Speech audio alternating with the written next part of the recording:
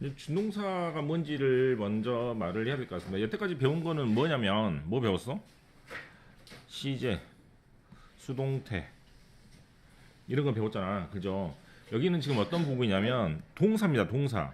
동사 자리에서 시제가 바뀌고 동사가 뭐 동작을 받으면 수동태로 쓰는 것이기 때문에 여태까지 배운 건 전부 다 동사 자리에 있는 말을 배웠는데 동사가 하나 더 나오면 두 번째 동사는 모양을 바꿔줘야 돼요. 즉 여기 자리는 은는이가라고 되는 주어 자리고 여기 자리는 이다 하다라고 해석되는 동사 자리인데 만약에 하다라는 말이 바뀌어서 하는, 하려고, 하기 위해서, 하는 것 등등으로 모양을 바꾸면 영어도 모양을 바꿔야 되잖아, 그죠? 어떻게 바꾼다고? 앞에 뭘 붙이거나 뒤에 뭘 붙이거나 또는 뒤에 PP 형태나 id 형태로 끝나는 것들입니다. 그래서 이것들을 좀 어렵게 to 부정사, 이것들을 좀 어렵게 동명사, 얘는 좀 어렵게 과거 분사 또는 이거를 현재 분사라고 부르잖아요.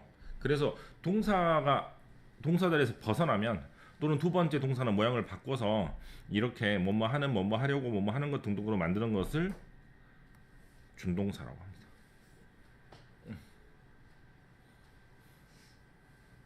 준동사는 당연히 뭐뭐 하다라고 해석하면 안 되겠죠.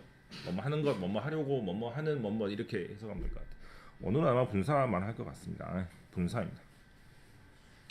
동사가 명사를 꾸미면 모양을 두 가지로 바꿔주는데 첫 번째는 ing, 두 번째는 pp 형태로 바꿔주고 편의상 ed라고 썼습니다.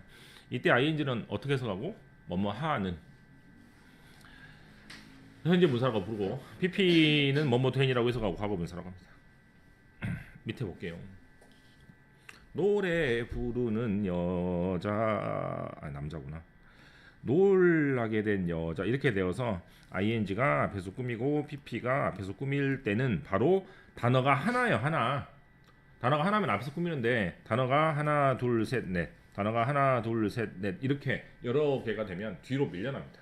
그래서 아까는 노래 부르는 아이였는데 이번엔 좀 어떻게 바뀌었어? 무대에서 노래 부르는 아이.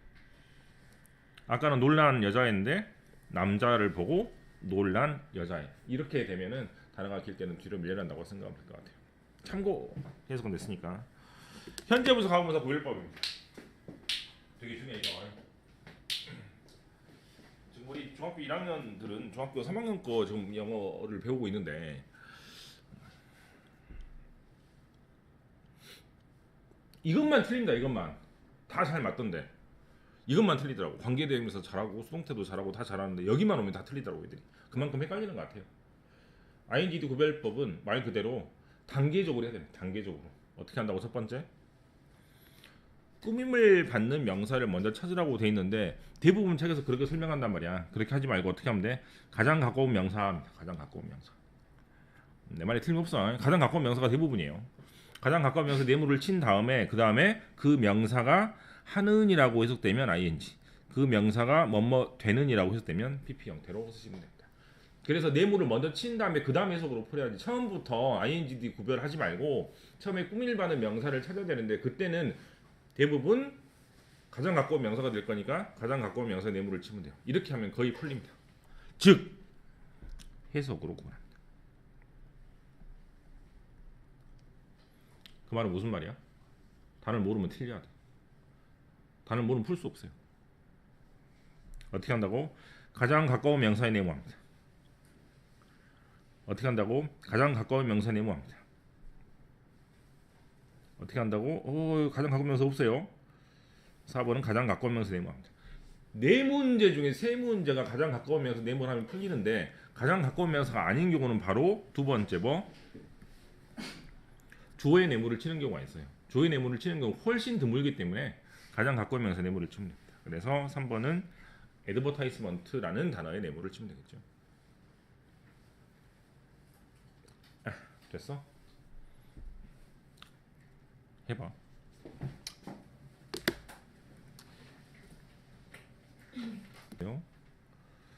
앞에는 에세이가 글이니까 글이 뭐한다? 묘사하는 겁니까? 묘사되는 겁니까? 모르겠다. 글이 묘사할 수도 있고 묘사될 수도 있고 그러네요. 1번 있다 봅시다. 2번은 뭐예요? 응? 그렇죠. 스톨른입니다. 3번은 뭐예요? 앞에 있는 광고가 다른 사람을 오해를 일으키게 했으므로 남을 오해를 일으키게 했기 때문에 ing입니다. 4번은 name이 불려지는 거니까 pp가 되겠죠. 자, 1번이 문제입니다. 1번. 이게 선생님 가장 갖고 온 명사 뇌물을 치라가는데 선생님이 아까 보니까 가장 갖고 온 명사가 실은 트립도 가장 갖고 온 명사 아니에요? 이렇게 물어볼 수 있잖아. 그렇지? 밑줄 바로 앞에 명사가 있고 밑줄 바로 뒤에도 명사가 있기 때문에 위로 올라갑시다. 참고 부분에서 첫 번째는 가장 갖고 온 명사 뇌물을 치거나 조의 뇌물을 치거나 그 다음에 해석을 통해서 문제를 푼다라고 그랬잖아요. 그죠? 맞습니까? 그런데 만약에 명사와 명사가 밑줄 바로 뒤에 연달아 나오면 잘 봐야 돼. 이때는 능동 구조입니다. 이렇게 쓰면 주어 동사 목적 완벽한 능동 구조잖아. 그죠? 목적가 있으면 능동, 목적 없으면 수동이라 그랬기 때문에 이런 구조 무조건 아니죠. 단어를 몰라도 풀 수 있습니다. 그 다음 명사가 있고 밑줄이 있고 바이가 있으면 대부분은 뭐뭐에 의해서 당하다라는 뜻이니까 눈 딱 감고 pp에 동그라미 치면 됩니다. 이 경우는 어떤 경우? 단어의 뜻을 모르는 경우. 이 경우는 어떤 경우? 해석으로 풀이가 안 되는 경우. 아주 좋은 구조를 가지고 풀 수 있는 힌트가 있는데 어떤 책에도 안 나와 있습니다. 외워놔. 되게 편할 때 있어요. 어떻게 한다고? 명사 밑줄 명사는 무조건 ing.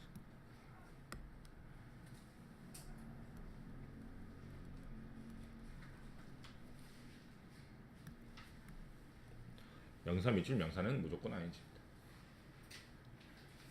끝. 감정을 나타내는 분사가 꾸미는 경우는 조금 다른데요. 대부분 사람이 수식을 받는 대상이라면 감정을 받음으로 일이가 되고 사물이 수식을 받으면 ing로 하시면 됩니다. 사람은 감정을 받고 사물은 감정을 주니까. 하지만 사람은 감정을 줄 수도 있고 받을 수도 있기 때문에 ing도 가능하지만 이런 경우는 잘 시험에 내지 않습니다. 감정을 나타내는 형용사들을 볼게요. 남을 지루하게 만드는 영어로 뭐라고? 보링. 됐어? 내가 지루하게 된 영어로 뭐라고? 보드. 남을 놀랍게 하는 뭐라고? 읽어 얼른 뭐라고? 어메이징. 내가 놀라게 된 영어로 뭐라고? 어메이즈드. 읽지 않는 사람이 있으니까 그런 사람만 따로 시키겠습니다. 남을 재미있고 흥분하게 만드는 뭐라고? exciting. 내가 흥분하게 된 뭐라고?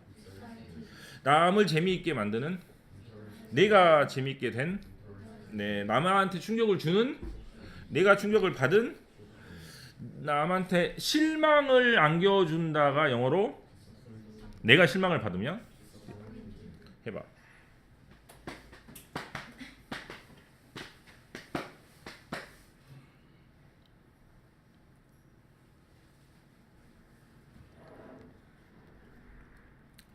어메이징으로 고치고 보드라고 고치면 되겠습니다. 학교 내실 기출 문제가 있습니다. 뭐가 되게 많네요. 여러분들은 이런 거 조심해야 돼요. D여고 이게 아마 대성여고, 대성여고야. 기억납니다. 대성여고 문제. 서술형 문제에 더 집중해서 푸셔야 되고, 그다음에 INGD 문제는 정말 어렵고요. 그다음에 6번 같은 문제, 6번 같은 문제는 별로 아니구나. 네, 한번 해보십시오.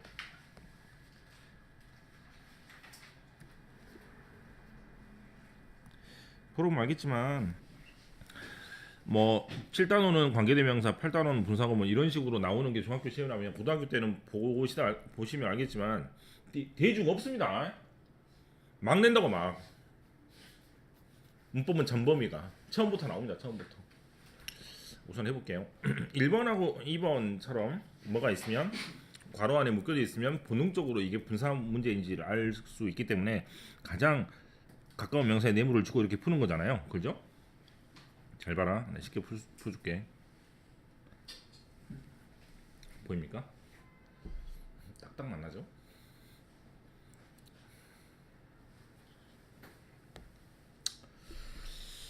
이때 가장 가까운 명사가 안 보이고 선생님 어떻게 이렇게 동사가 두 개 나올 수 있나요? 라고 할 수 있는데 feel 다음에는 뭐가 나오고 형용사가 나오고 형용사는 ing나 ed도 형용사이기 때문에 얼마든지 동사가 두 개처럼 느껴질 수도 있을 것 같아요. 이때는 앞에 있는 사람이 감정을 받기 때문에 ed가 됩니다.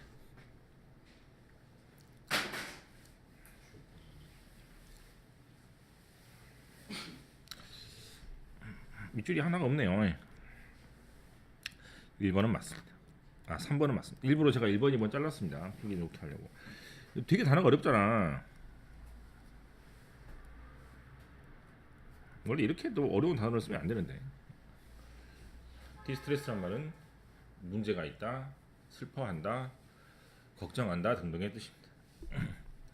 티켓이 뭐 되기 때문에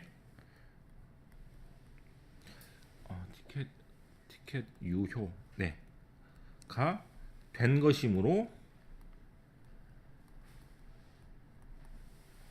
ed로 써집니다. 되게 어렵다. 단어를 너무 어렵게 해가지고 밑줄을 쳤다는 느낌이 드네요, 실제로. 4번 이 날이 엄마의 날이라고 불리워지는 것이니까 콜드가 되겠죠. 이 정도는 애교로서 고등학교 1학년 문제에 적합한 것 같습니다. 늘 나는 염려나 걱정, 그래서 뭐뭐 하는의 뜻이므로 growing이라고 고치시면 됩니다. 확실히 밑줄 친 단어들이 되게 어렵죠.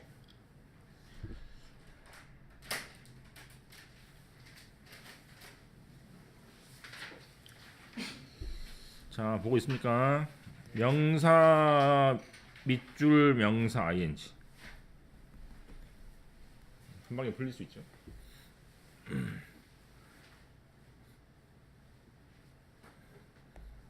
그다음 소수령 다음 밑줄 친 부분 중 1번 어법상 틀린 사선법에 맞게 영어로 고치시고 그 이유에 대해서 구체적으로 우리말 40자 내외로 서술하시오. 이런 걸 잘해야 되겠죠.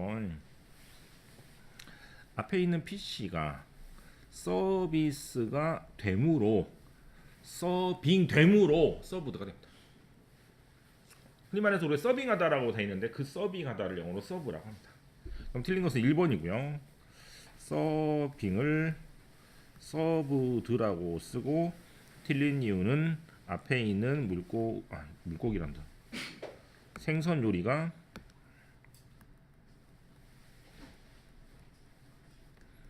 서브 되기 때문에 수동이므로 과거 분사로 고쳐야 됩니다. 이 정도로 쓰시면 되죠. 이 수동이라는 것이 아마 결정적으로 힌트가 될 것 같아요. 이거를 쓰냐 못 쓰냐가 더 중요할 것 같습니다. 요즘에는 국어 애들 시험지 봐도 광주하고 엊그제 국어 시험지 보니까 똑같이 돼 있더라고. 틀린 거 쓰고 이유 쓰라고. 그래서 이유를 못 써가지고 점수가 날아가더라고요. 그래서 이유를 쓰는 부분은 아무튼 이런 식으로만 쓰시면 될 것 같아요. 분사 부분 다음 시간에 하고 책을 한번 펴볼게요.